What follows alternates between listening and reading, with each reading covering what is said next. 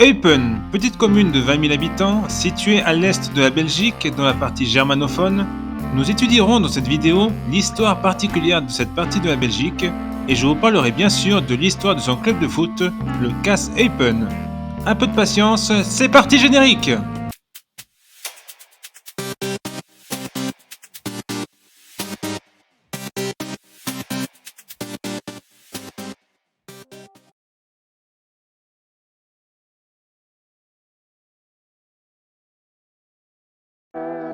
Bonjour à tous, bienvenue sur Ville et Football, la chaîne idéale pour découvrir des lieux et des histoires sympas sans aller à l'autre bout du monde. Pour ne pas rater les prochaines vidéos, abonnez-vous et mettez un like si la vidéo vous a plu. Les lèvres ne bougent pas, mais la personne sur la photo est bien celle qui vous parle. Eupen fut mentionné pour la première fois, ainsi que sa chapelle Saint-Nicolas, en 1213. Le village faisait partie du duché du Limbourg, duché qui faisait partie du Saint-Empire romain germanique. Le nom de Eupen viendrait du mot néerlandais open, qui veut dire littéralement ouvert, et qui signifierait en fait terre libre.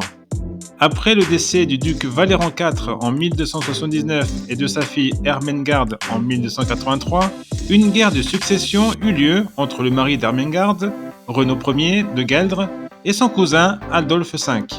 Celui-ci, n'ayant pas les moyens de faire la guerre, y vendit les droits à Jean Ier, duc de Brabant, qui remporta la bataille de Worringen en 1288.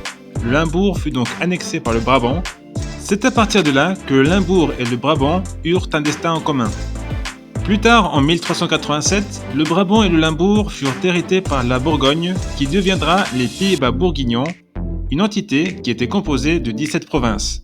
En 1544, l'empereur Charles Quint autorisa Eupen d'avoir 2 marchés par an et imposa la pragmatique sanction, ce qui fit que les 17 provinces ne pouvaient plus se séparer. En 1556, les 17 provinces devinrent les Pays-Bas espagnols.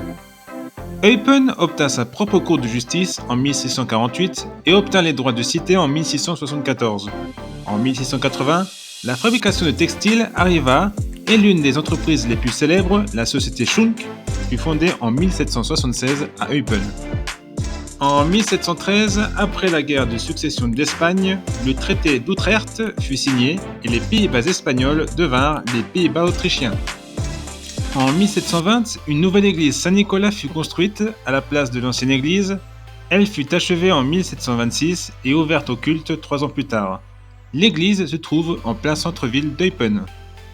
En 1794, la France révolutionnaire incorpora Eupen au département de l'Ourthe et à la préfecture de Liège.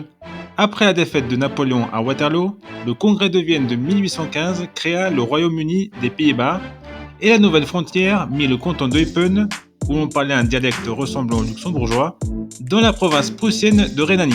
La Prusse qui deviendra l'Empire allemand en 1871. Pendant cette période, l'allemand fut imposé dans les lieux publics. Le tourisme dans le canton se développa et Eupen gagna en popularité grâce à ces termes. Les armoiries de la ville sont une croix rouge sur un fond jaune qui appartenait à Johann von Eupen, seigneur fait prisonnier en 1374 à Bayersweiler. Guillaume Ier, roi de Prusse, choisit ce blason en 1864 et ajouta un aigle prussien au-dessus. C'est en 1908 que fut fondé le FC Fortuna qui deviendra en 1912 le Verein für Jugend- und Volksspiele 1908. Cette équipe avait le blanc et le noir comme couleur, les couleurs de la Prusse. Après la Première Guerre mondiale, en 1919, afin de permettre à la Belgique d'accroître son territoire pour mieux se défendre de l'Allemagne, le traité de Versailles donna à la Belgique les cantons d'Eupen et de Malmedy, ainsi que la ligne de chemin de fer, la Vennbahn, qui relie Aix-la-Chapelle et le Luxembourg, créant ainsi 5 enclaves allemandes du côté ouest de la ligne. Ce chemin de fer est aujourd'hui une piste cyclable et un lieu de balade. Le nom de Verein für Jugend- und Volksspiele se francisa en Jeunesse d'Eupen en 1920. Tous ces territoires étaient gérés par le ministère belge des colonies jusqu'en 1925, puis furent officiellement partie intégrante de la Belgique et intégrés à la province de Liège. L'aigle prussien fut enlevé du blason de la ville. L'Allemagne récupéra ces territoires en 1940 pendant la Seconde Guerre mondiale, mais redeviendra belge en 1945. L'après-guerre fut difficile pour les clubs de football et le 9 juillet 1945, la jeunesse d'Eupen décida de fusionner avec un autre club de la ville, le FC Eupen 1920, pour former l'Alliance sportive d'Eupen. L'AS Eupen joua son premier match dans un tournoi le jour de la fête nationale le 21 juillet 1945 sur le terrain de Carweg, nom de la rue où se trouve le terrain. Ce nouveau club débuta en deuxième division provinciale liégeoise et réussit à monter en 1951 mais redescendit après une saison. Après quelques montées et descentes entre la première provinciale et la quatrième division appelée promotion, l'AS Eupen réussit à monter en division 3 en 1969. Avec Hubert van der Meul comme entraîneur, Eupen remporta le titre de Division 3 en 1970 et monta en deuxième division. Avec Paul Brossel comme manager, Eupen recruta des joueurs en provenance de Bundesliga, comme le gardien Gerhard Prokop et l'attaquant Ulrich Kalius, et des joueurs belges prometteurs comme Philippe Garot. Ayant des difficultés financières, Eupen dut vendre ses meilleurs éléments et fut relégué à la fin de la saison 74-75. L'AS Eupen sera resté en Division 2 pendant 5 ans. Le désir de redevenir allemand et de se rattacher à l'Allemagne disparaissait peu à peu en obtenant une plus large autonomie et depuis 1973, la communauté germanophone a son propre gouvernement. Eupen en devint la capitale en 1983 et le gouvernement siège depuis 1984 dans la maison du Grand-Riz, ancienne résidence du drapier Nicolaus Joseph Grand-Riz, construite entre 1761 et 1763. En 1980, le nom du club fut germanisé et l'alliance sportive devint Allgemeine Sportvereinigung et la politique du club se focalisa sur la formation de jeunes joueurs. En 1995, pour les 50 ans du club, l'AS Eupen obtint le titre d'association sportive royale et devint le Königliche Allgemeine Sportvereinigung, plus communément appelé KAS Eupen. En 1996, Claude Chauvehed devint l'entraîneur des germanophones et fit jouer des jeunes joueurs de la région comme son fils, Marc Chauvehed, auteur de 90 buts dans sa carrière avec le club. Le KAS Eupen devint champion de 3e division et fut promu en 2e division pour la première fois depuis 25 ans. Tout de suite, dès sa première saison, le club joua la montée mais termina 2e lors des playoffs où ils furent devancés par Heusden Zolders. Les saisons suivantes furent plus compliquées et Eupen se trouva dernier du championnat durant l'hiver 2008. C'est à ce moment-là que des investisseurs italiens prirent les choses en main en faisant venir des joueurs de Suisse et d'Italie. Eupen se sauva et dès la saison suivante, en 2009-2010, les Eupenois se qualifièrent de nouveau pour les playoffs et une victoire contre Mons leur permirent de monter pour la première fois de leur histoire en Jupiler League. Cette montée parmi l'élite exigea une modernisation du Carweg Stadion et le KAS dut jouer ses premiers matchs à Saint-Tron. Quelques mois plus tard, Eupen inaugura ses nouvelles installations avec la première victoire de la saison, 6-0, contre l'équipe qui leur a prêté le stade, Saint-Tron. Malgré tout, à la fin de la saison, Eupen fut relégué.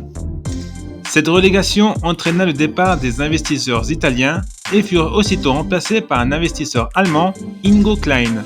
Alors qu'au niveau des résultats, tout allait bien, celui-ci fut mis en prison et le club se retrouva sans ressources financières et ratèrent la montée.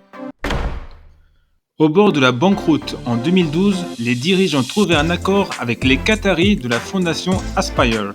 Aspire devint propriétaire du club. En échange, l'académie basée à Doha met à disposition des germanophones les meilleurs joueurs. Peu à peu, une bonne équipe se forma entre les Belges et ceux de l'académie.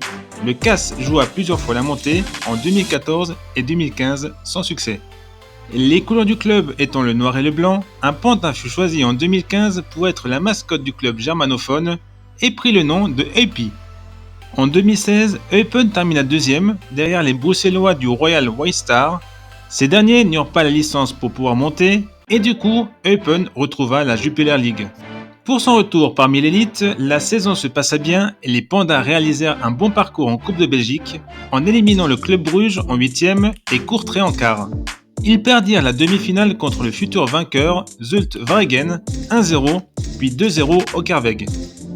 En 2017, les cantons de l'Est s'appellent Oost-Belgien, la Belgique de l'Est, nom qui intègre mieux la zone germanophone.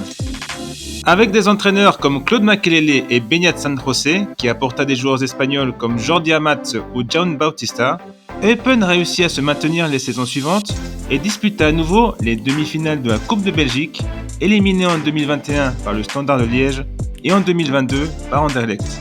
À 30 km d'Eupen se trouve le célèbre circuit de Formule 1 de Spa-Francorchamps, en plein milieu de la forêt des Ardennes, et qui existe depuis 1921. Il faisait au début 14 km, maintenant 7, et est l'un des circuits les plus appréciés des pilotes de Formule 1. Avec ses termes, sa proximité sur le circuit de Formule 1, son carnaval et son club de foot, Eupen pourra continuer à représenter fièrement la communauté germanophone de Belgique.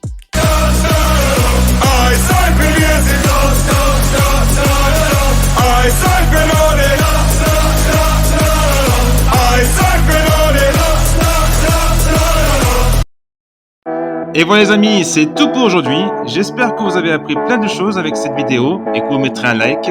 Pour ne pas rater les prochaines vidéos, n'oubliez pas de vous abonner et je vous dis à bientôt pour une nouvelle vidéo de Ville et Football.